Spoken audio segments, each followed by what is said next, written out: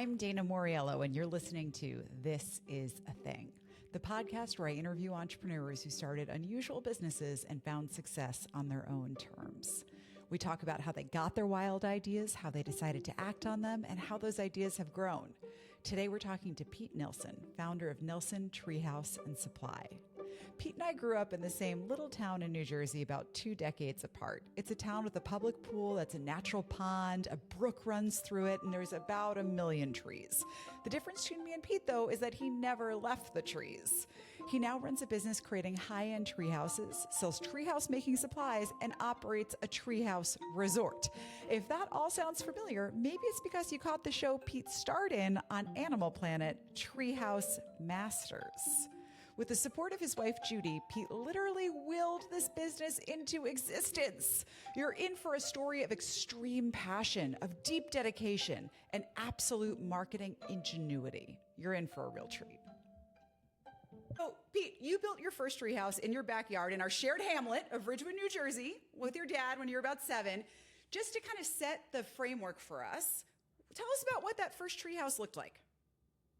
Oh, it was tiny. This was a three-stemmed maple just off the edge of our little single-car garage, just enough to, fit a 7-year-old essentially. But we did build a roof and we built some sturdy railings, and there was a ladder that we nailed to the two stems going up to the floor. And, it felt like it was 15 feet in the air, but I'm sure it was probably more like 6 or 7 feet up there. And it was mine, it was my sovereign place that had no rules, my rules. I do remember so clearly thinking how special it was to have a place like this. My dad, he passed away years ago now, 13 years ago, which blows my mind, but such a wonderful guy. And to find that time in his busy life to play with his kid in the backyard, get this thing built, and I just loved it. So you gave us a feel for what you started with. So for those of us who have not been following your incredibly illustrious and long career from then to now, give us a base of comparison. What's a recent project that you did, for example? So, like all things, they get more intense. People want all the creature comforts of a real home, and by all means, we still build tree houses that are simple, but at a minimum, they've got electricity, heating. The market, if you will, for what we're doing is high end. I mean, these are luxury items. Not everybody is able to afford even the property to build a treehouse on. And then when you really start thinking about what I'd like in my treehouse, well, it sure would be convenient to have, a bathroom up there if you're going to be out there enjoying nature and hanging out. Now, one thing that strikes me as particularly unique about your story is that not many of us are doing the same thing that we loved when we were 7 as adults. So did you think when you were a small child, like, this is what I'm going to do with my life? Was it that deliberate of a plan? I wish I could say yes, but I do know that I was obsessed as a 7-year-old, 7 through 13, 14. What happened is, I got my driver's license, and then I all of a sudden was out of the woods and onto the roads. I wanted to just go out there and see the world, but boy, I really was obsessed at the time, and I didn't really think about it until when I was 25. I remember it very clearly. I went to Deerfield Academy in Western Massachusetts, and when I was there, it was kind of a fairy tale place with just nothing but guys, and we would go out in the woods, and I dreamt up this treehouse that I never got to build, and that imaginary treehouse sort of stuck with me. Fast forward about 6 years, and the guy that I was imagining this with sent a book. David Stiles, he had this wonderful kind of illustrated book about how to build a treehouse in your backyard, and it just came back to me like a ton of bricks. This idea that, oh my gosh, yeah, tree houses. By that time, I'd been working summers as a carpenter's helper. I had an aptitude to build, use my hands, and create things. I was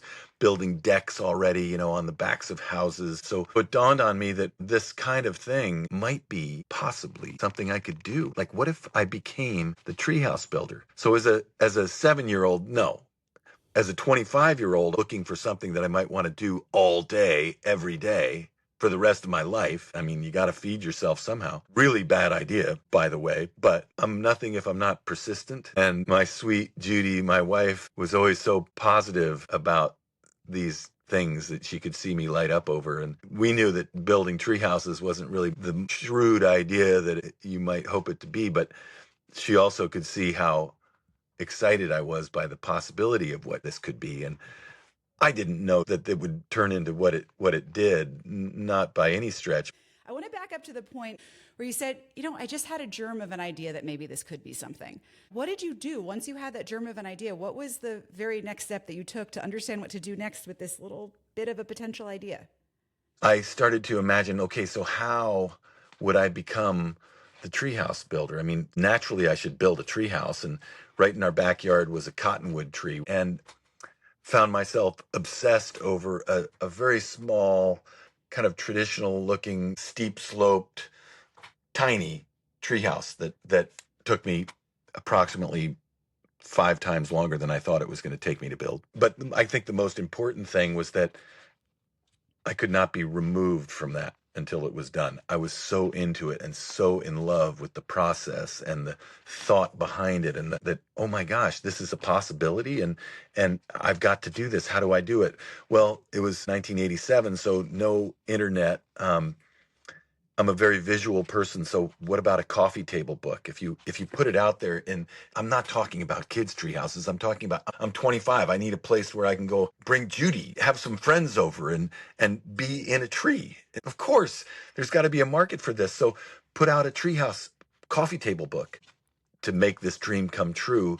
The book needs to happen, Pete. So let's get this done. And it was a couple addresses to the big agencies. I figured that I need an agent to go sell this book. I found someone at CAA right there in Manhattan. When I was back east visiting my parents, I went downtown, Fifth Avenue, got up in the top of that building there and found a lovely person that just said, hey, I can sell this book. And instead of getting rejection letters, next day she said, you've got a choice between Houghton Mifflin or Brown and Brown. And your deadline is a year from now. I was like, okay, here we go. You put out this book, and tell me about getting your first customer. The first person that called, I'll never forget, she had this lovely Southern accent, and she has a place in Hawaii. And she said, well, now, if you come out here, and we had this beautiful spread in the middle of the book where we were building a tree house up on Salt Spring Island in Canada, and it's this massive Doug fir, and we have this great shot where we're all standing 33 feet up in this platform, and there's a picture of Kip Stroden with his muscles and bare-chested, and she said, could you bring that guy with the biceps with you? But no, that went nowhere. And for that matter, not a lot of them did. How did you have to have built tree houses for people first to then get the photos to put in this book, correct? Well, there were a few, and these were my friends' parents that I would twist their arm and say, I need to build this treehouse. And I would never make any money, of course. You would just get something that you could photograph. I would get a call from a writer. Wall Street Journal, did a story. The Smithsonian Magazine. All these wonderful things would come out, and they would call me, and I'd say, oh, yeah, I'd had maybe built 1 or 2 tree houses that year that I cobbled together while I'm otherwise trying to feed my family. And they would do a story, and they would ask me, what's it like, this new thing? And I said, oh my gosh, it's booming. I mean, the phone just is ringing off the hook, which it was not at all. But the dream was still very much alive. I wasn't very good at understanding the numbers myself, because people's budgets would be well short of what one should have to create these things. When you're paying living wages, and you've got insurance, and you've got healthcare plans, and we even have 401ks. It's expensive. I mean, my goodness.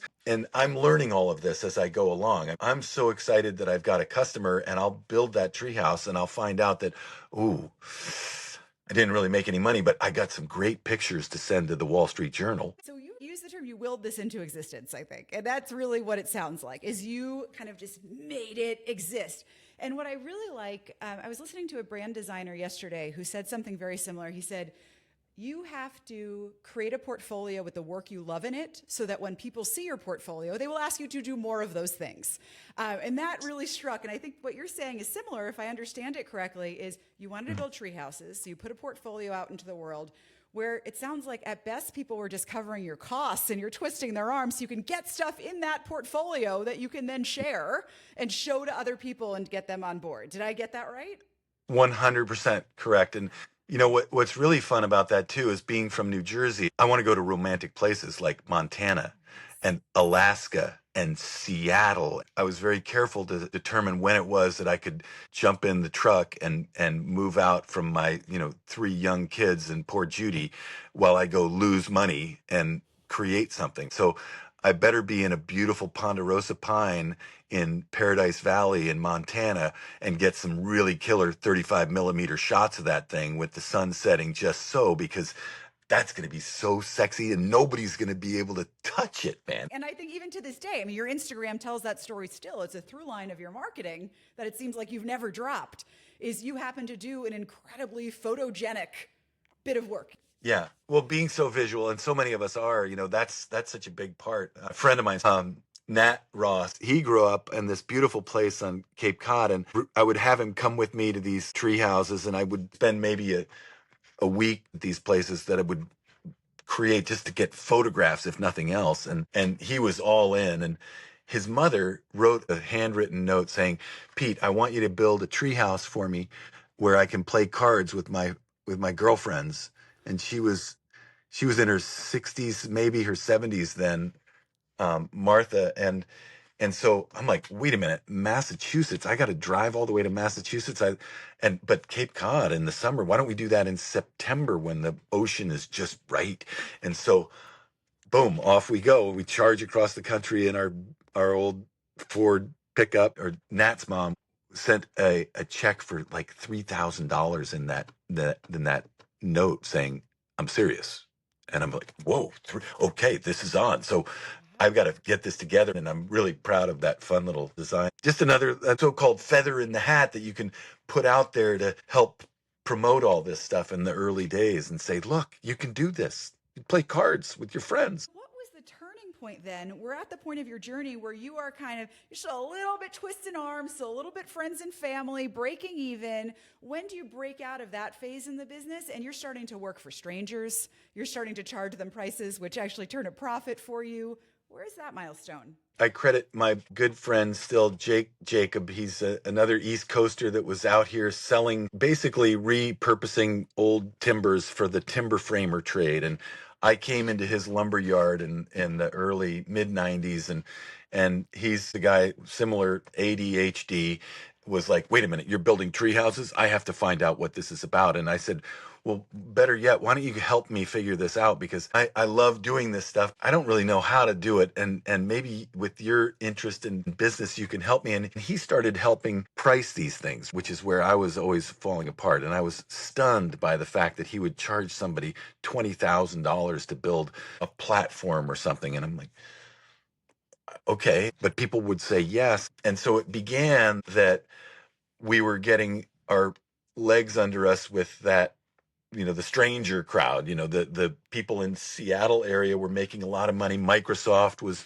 hitting, and suddenly we were getting people through the website. We were now in some legitimate homes with legitimate customers that knew what something might really cost, and sort of upped our game. And that stretched into the Great Recession. We really started to hum a bit when you were able to get those home equity loans by just making a phone call, right? And we're hitting more of the local magazines and maybe more national stuff too, but we were definitely starting to get into a sweet spot where we were selling tree houses to people wherever they were. I mean, you got to go where the fish are, right? And it turns out this incredible country of ours, a lot of fish spread out all over the place. And I'm just saying, we're going where the trees are. Lucky to be here in the Pacific Northwest, where we've got both of the most amazing trees, beautiful, straight up, not too complicated trees, and these incredible fortunes being made, right? If I have my timeline correct, is it true you were still building single family homes for quite a while you're also building tree houses? What was that? What was the turning point where you said, "I'm all in on tree houses. This is the big bet"? It was very clear. It was in 2005. So we were moving, ahead slowly.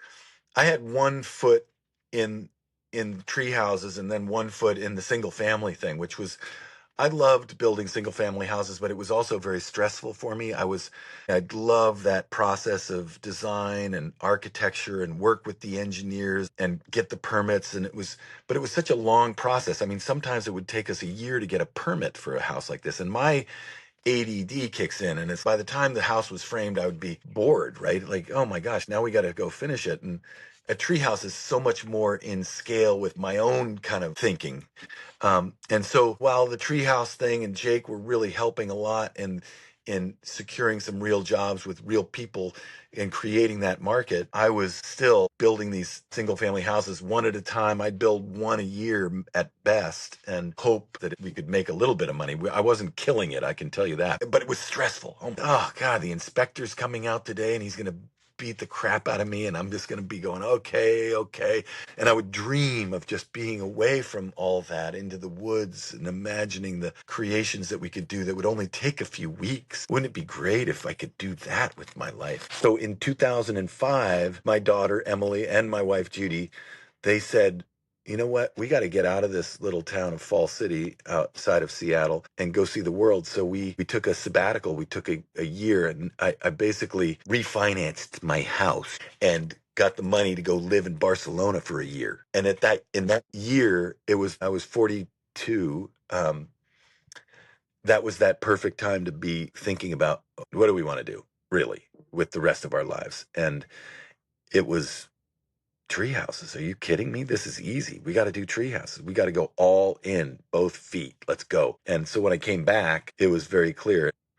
And it worked that this was '05 that I got back, and things kind of crept along for a bit with that same kind of, okay, we're learning. Oh, some hard lessons, of course, but learning enormous amounts with the help of so many, not just Pete and Jake and our carpenters, but the arborists that we're talking with now. And we have a conference every year, the Treehouse Conference, a bunch of crazy full hippie types that are just like me, misfits and lovely. And we get together over Columbus Day weekend every year, and have now for almost 30 years now, which blows my mind.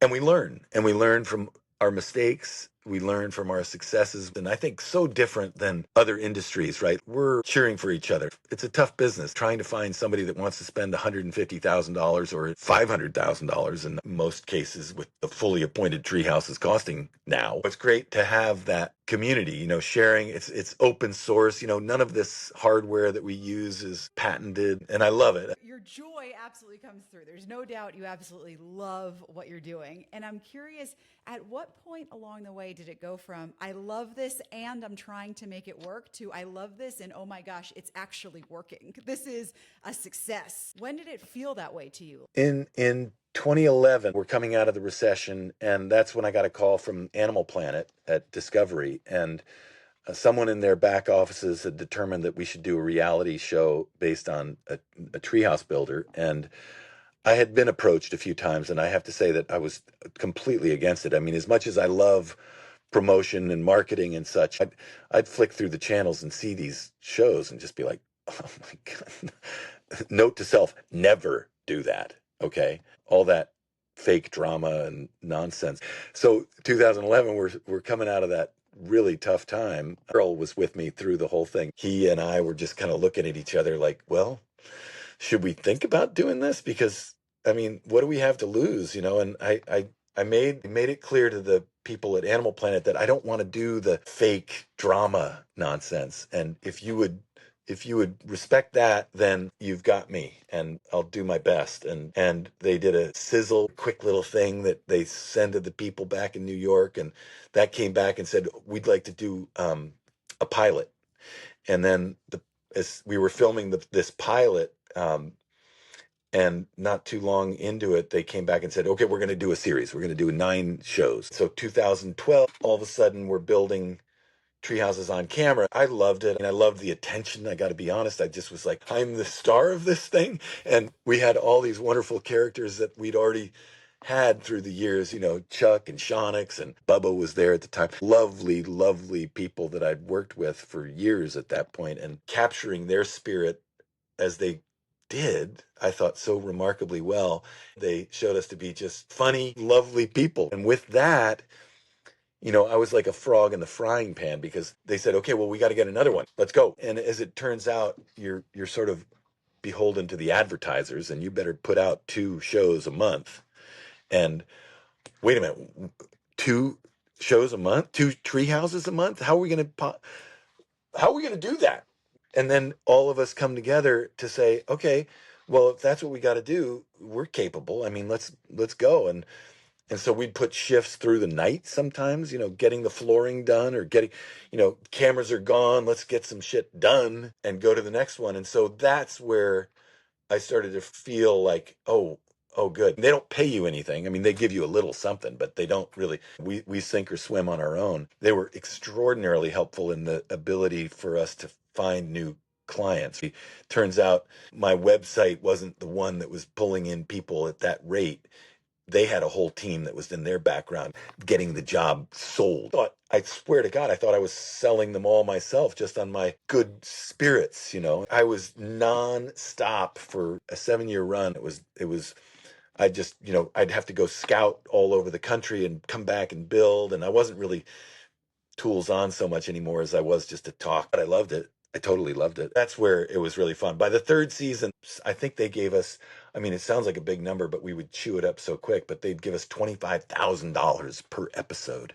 I'm like, whoa, that's some cheese. Our payroll at that time was about $110,000 every 2 weeks. So $25,000. Thank God it was there, because a lot of these things we were going so fast. We didn't know whether we were making money or not, but the only way I knew is if there was money in the account.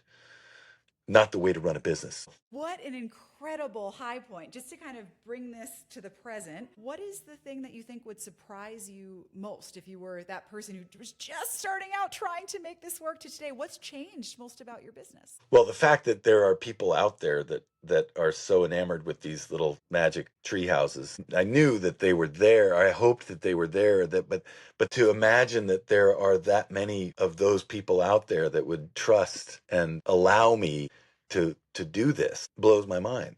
It really does. So, Pete, I want to wrap up with one final question that I ask everybody, which is I am so excited about having found you because you are someone who, in my mind, is someone I'd say, oh my gosh, I cannot believe that's a business. And I feel like a better person now that I know that's a business and know that's something that someone can do. So inspiring.